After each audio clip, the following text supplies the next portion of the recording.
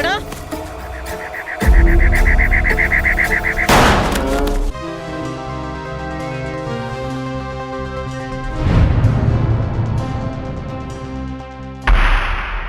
Servus Freunde, my name is Jimmy Cage and Churuli is a brand new Malayalam language fantasy mystery.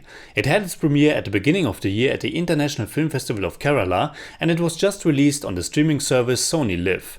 I think for many people, me included, it has been among the most awaited films of the year for the simple reason that it marks the newest film by director Lijo Jose Pellissery, someone who has gained kind of a cult status over the last years because of his very fascinating and unique filmography. Dennis and I have watched and reviewed 4 of his previous films, and though we didn't love all of them, they were nevertheless all very different from the mainstream and always quite interesting. Angermali Diaries was the first one we saw, and its raw and energetic power overwhelmed and fascinated us. We thought Amen was pretty overstuffed and hard to fully connect to, but good heavens, does it have style. His 2018 comedy drama Yau is the one we truly loved, and I think it's probably the sharpest, most poignant and most humane film of his. 1 year later he did Jallikattu, which was just about 90 minutes long and a rousing allegory executed as this never-ending, beautifully coordinated chaos. And I think, kind of surprisingly, it was picked as India's official entry to the Oscars. So expectations were certainly high what Pellissery is bringing to the table this time, as all of his films have similarities but are also quite different from each other. I still have to watch his first 2 films Nayakan and City of God, as well as the 2015 action comedy Double Barrel, but I think it's safe to say that Churuli is his most surreal and enigmatic one yet. It's a mystery, but one where you shouldn't expect any clear answers at the end. There is certainly room for interpretation and there might be hidden layers to it, which can be intended or accidental. With art in general, and more so with surreal things like a David Lynch film for example, there's of course always the stuff, the story, characters, themes, meanings that are coming directly from the filmmaker, but it's also something that's open for the audience to explore. We always bring our own experiences, thoughts and ideas to something, and if something resonates and talks to you, can be a very individual thing. One point I try to make here is that mystery films like Churuli aren't necessarily the super complex, super thoughtful and meaningful constructions you might think they are, which doesn't necessarily take anything away from the enjoyment and experience you have with it, but just because something is very open and ambiguous doesn't mean it's a stroke of genius, full of amazing thoughts and metaphors. Nor does it need to be though. It could just be a very immersive, atmospheric little tale that makes your head spin, and that would be fine too. Now, before I go deeper into the film, I just want to address an issue that I had while watching this. It was my first time watching something on Sony Live, and I guess it can very likely be a problem just for me, since I was streaming the movie here from Austria, but the image quality was really quite disappointing. This is a film that has such a beautiful cinematography, but a lot of that got a little bit lost on me. The movie appeared to be so compressed and the data rate so low that it very much compromised the experience. Of course, I could see the movie just fine, and with static shots it was really no problem at all, but with movement either from the characters or the camera, it always became way too blurry for something that is watched in 2021. So again, not sure if this is an issue with Sony Live in general or just that I streamed it from another country, which actually shouldn't be a problem since they provide the option and also receive money for it. But let's get into the movie. It starts with a nice little animated sequence about a Brahmin who is going into a forest to capture an entity and who then gets more and more lost. Of course, this little tale is then mirrored very closely by our actual story. Churuli was written by S. Harish based on a short story by Vinay Thomas. Our 2 main protagonists are 2 policemen, played by Vinay Forrt and Chemban Vinod Jose, and the story itself is actually quite simple. They go undercover to a forest to the titular place Churuli to find and arrest a man called Joy, a man they basically know nothing about. It appears to be a rather straightforward narrative, but that changes when they cross a very distinct point in a scene that honestly became a little bit tiring to me. A jeep has to cross this narrow little bridge, which is depicted in a way that makes it out to be this super challenging obstacle, only that I was wondering why they couldn't just slowly drive over it. It reminded me of a scene in William Friedkin's Sorcerer, only on a much smaller scale. But I guess it's not just a physical obstacle, which seems to be made out harder than it actually is, but also some kind of metaphysical barrier. It's like our protagonists are entering some kind of other dimension. It is said at one point that Churuli is no ordinary place, and once they have crossed this bridge, things change. The most obvious change: everyone is swearing like a sailor. And this will continue for the rest of the movie. It's like our two protagonists are entering a more savage, more brutal and more relentless world. I'm afraid all this cursing is something that gets a little bit lost in translation.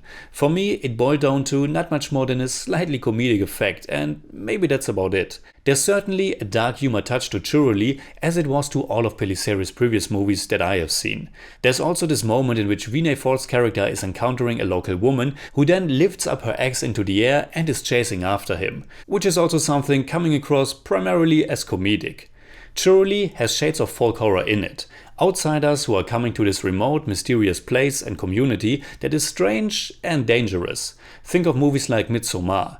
Yet this one never goes into full horror territory. It has moments of sci-fi and fantasy, and it makes you wonder what's going on and where this will all lead, but it never becomes that intense or thrilling. Things never completely escalate, and it's much more a very slow burn. The big motif of the film is a spiral, which is allured to or directly shown in many instances. For example, early on, when our protagonists arrive in a bus that is slowly approaching on the curved road in the middle of nowhere. Churuli is about this spiral, this labyrinth that leads our protagonists and us, the audience, to some mysterious place. It's like they are getting stuck in limbo, getting lost in time and space.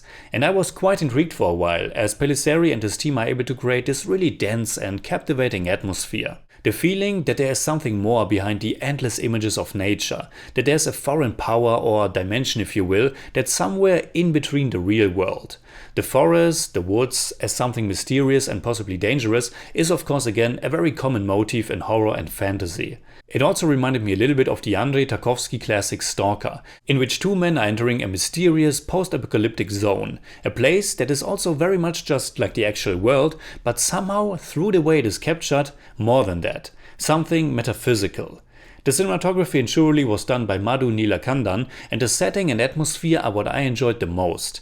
Almost equally important for that is the remarkable sound design that is able to immerse you into this world through its combination of nature sounds and some otherworldly noises. With that being said, I also felt the movie is really lacking some focus, and the bare-bones story doesn't really go anywhere for a majority of the time. And when it finally does go somewhere in the finale, it wasn't nearly enough for me. And again, some of it just felt more comedic than anything else. When our protagonists are threatened to get killed, I really wasn't feeling any menace. And in general, I felt very indifferent because the characters, and to be honest, also the performances, didn't really hook me. They did at first, and the dynamic between the two of them had potential, and there are indeed a few interesting aspects about how each of them is influenced and changed by this new world. Yet I still didn't really care, and to be honest, I thought Vinay Forrt remained rather bland in the role. He should be the one that really connects us to it, who is slowly absorbed by his surroundings and turning mad. But as it is, it wasn't really gripping at all. Chemban Vinod has a little bit more gravitas, but I felt the only strong presence came from Jaffer Idukki, who I enjoyed very much. Towards the end there are also two other familiar actors in very small roles, but that didn't do much for me either, as I felt the whole finale is rather lackluster and had a strong continuation and escalation from what came before. And somehow in the end I was reminded of that earlier scene where the truck is crossing the bridge. The film has its strong points, mainly the dense mystery atmosphere, but it never amounts to much or meaningful and felt rather tedious and random. One can always say with movies like this that you have to watch it again to pick up on more clues and layers, but for that a movie needs to have better qualities that make me want to spend the time again. And unfortunately with this one I don't really want to. I don't think it's a bad film at all, it had me intrigued for a long time, but then it still lost me because I think it itself is rather lost about what it wants to be and say. So in German I'd say: Es ist Verlass darauf, dass Lijo Jose Pellissery einen Film abliefert, der anders und zumindest interessant ist. Aber Churuli hat sich für mich leider doch irgendwann zu sehr selbst verloren. I give Churuli 5 out of 10. It's more like 5.4, but I don't do that.